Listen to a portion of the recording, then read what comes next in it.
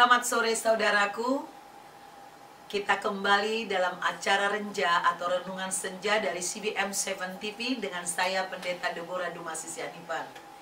Ini adalah Renja ketiga pada minggu ini untuk membahas tentang hubungan suami istri. Dan hari ini kita ada tema bagaimana caranya menyelesaikan kesulitan atau sengketa di dalam keluarga, artinya dalam hubungan suami istri ini. Bila terjadi kesulitan ya di antara suami istri, maka pertama kali yang kita harus menyadari berarti ada satu perbedaan ya, perbedaan pendapat, cara.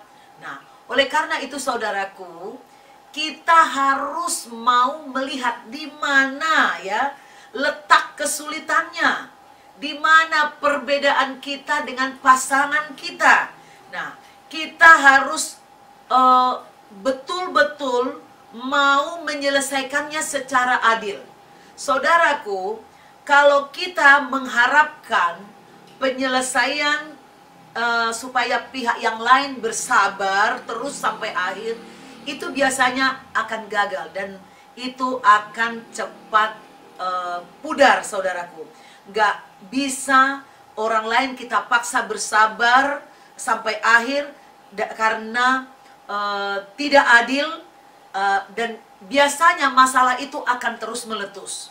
Oleh karena itu saudaraku, pasangan suami istri tidak boleh egois ya, tidak boleh egois kalau mau membereskan masalah.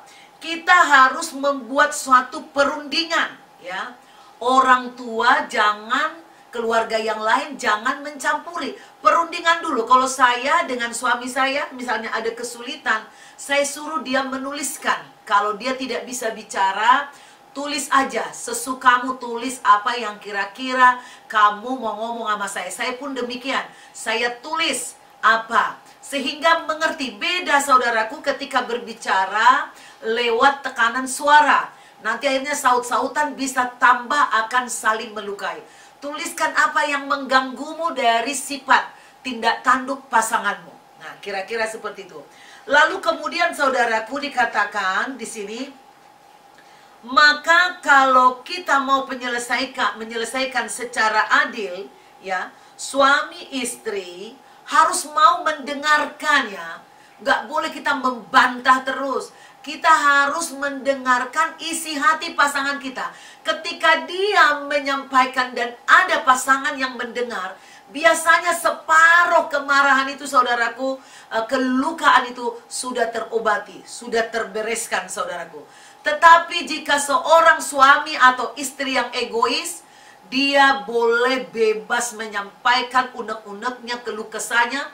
Tapi begitu pasangannya yang berbicara, dia mengatakan, aku pusing, aku sakit, aku ada pekerjaan.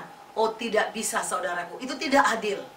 Itu membuat nanti saudaraku tahu, saudara tahu, ketika suatu hari saudara bermasalah, padahal hanya perkara kecil, tiba-tiba jadi besar, itu bukan karena perkara kecil itu.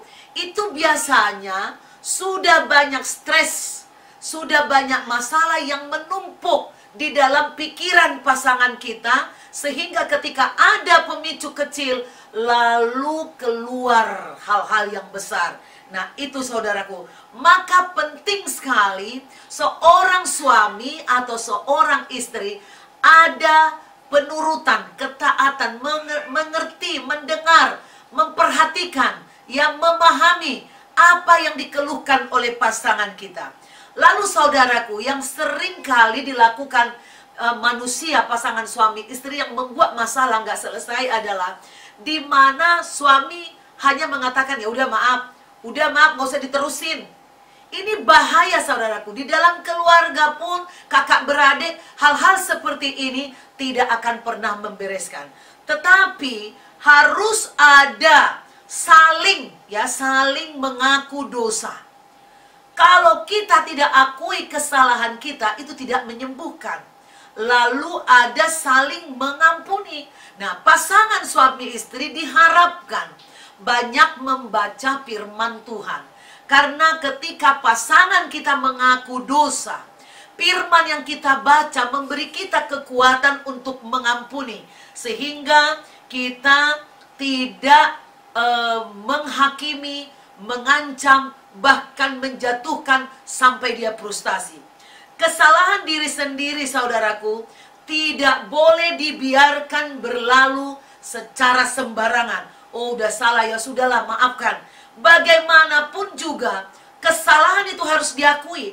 Karena biasanya, saudaraku, dalam keterbukaan akan ada pemulihan. Nah, itu. Nah, suami istri, mungkin ada, pasangan saya kalau kuakui dia malah menjadi-jadi. Saudara berdoa, saudara bisa mengikat. Aku mengikat setiap roh jahat yang bekerja di dalam diri suamiku atau dalam diri istriku yang membuat dia melunjak kalau aku mengakui. Bagaimanapun ketika saudara mengakui, saudaraku, maka pasangan kita nanti tidak ada lagi hak untuk mengintimidasi. Pada prinsipnya, bila seorang Kristen bersalah, prinsipnya tidak boleh kita berusaha menutupi kesalahan. Bukan pula kita hanya bertobat, melainkan kita mengaku dosa kita kepada Tuhan yang pertama. Banyak sekali orang bilang, kita kalau ngaku dosa cukup sama Tuhan, gak perlu sama manusia. Siapa bilang?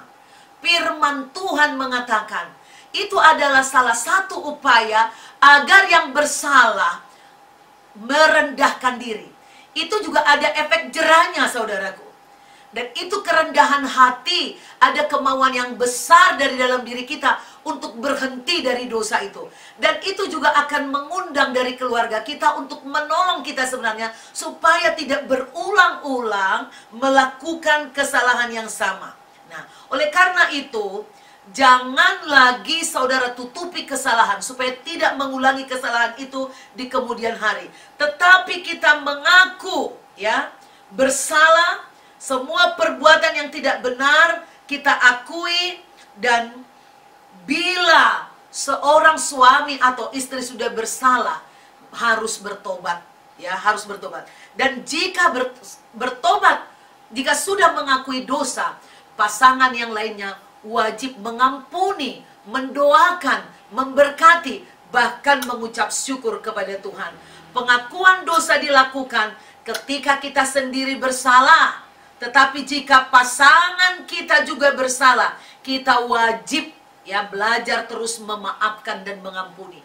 Nggak ada gunanya kita terus mengata-ngatai, mengutuki suami kita, saudaraku, istri kita.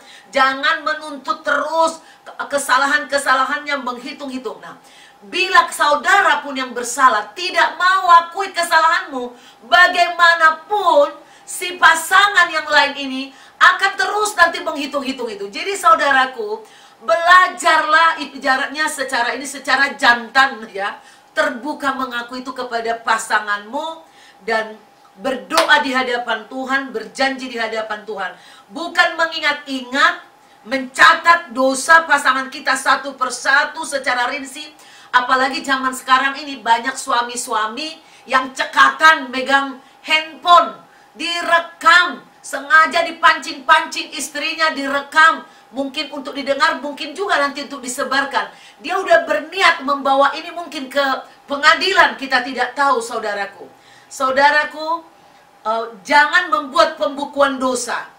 Sekali demi sekali dicatat. Jangan membuat pembukuan dosa. Karena Alkitab mengatakan, jika engkau tidak mengampuni sesamamu, catatan yang kau buat itu berarti kau melegalkan dosa itu terus. Engkau harus hapus, harus buang, dan harus ampuni. Kamu tidak boleh berwanti-wanti. Oh, nanti kalau dia melakukan kesalahan, aku bisa tunjukkan ya kesalahan dia. Itu kau tidak mengimani, berarti kau tidak berdoa untuk pasanganmu. Bila ada pengampunan yang keberapa kali, itu berarti, saudaraku, belum terselesaikan dengan sesungguhnya. Pengampunan yang sejati tidak soal berapa kali, saudaraku. Sesudah diampuni, urusannya pun harus berlalu, ya. Tidak boleh disebut-sebut lagi. Jika sebuah keluarga ingin baik, harus ada pengampunan dosa. Demikianlah saudaraku, jika saudara tidak mampu menyelesaikan secara pribadi, harus coba dulu. Barulah saudara ya melibatkan pendeta saudara, gembala saudara, dan saudara tentu harus hati-hati. Saudara juga bisa pergi ke, sekarang ini banyak seperti saya saudaraku, menerima banyak konseling rumah tangga, pernikahan, yang dimana banyak sekali dipulihkan keluarga di dalam pelayanan kami. Saudaraku, ratusan mungkin sampai ribuan keluarga selama 25 tahun telah dipulihkan Tuhan. Saudara cari hamba Tuhan dimanapun di gereja saudara, yang memang saudara lihat hidupnya betul-betul dipimpin Roh Kudus. Jangan asal-asal saudaraku, sehingga dia bisa bijaksana, adil dan benar dengan pertolongan Tuhan memberikan jalan keluar kepada rumah tanggamu. Saya percaya karena Tuhan menciptakan lembaga rumah tangga hanya terdiri satu pria dan satu wanita, maka Tuhan memiliki solusi yang kudus, yang suci untuk memulihkan kembali rumah tangga yang terluka, yang sakit, yang terganggu, yang rusak atau retak. Tuhan sanggup tanpa bekas memperbaiki rumah tangga ini. Jangan lari dengan mengambil keputusan untuk bercerai. Jangan lari dengan mengambil keputusan saling menyakiti. Tetapi datanglah kepada Tuhan atau kepada nabi-nabinya atau hambanya.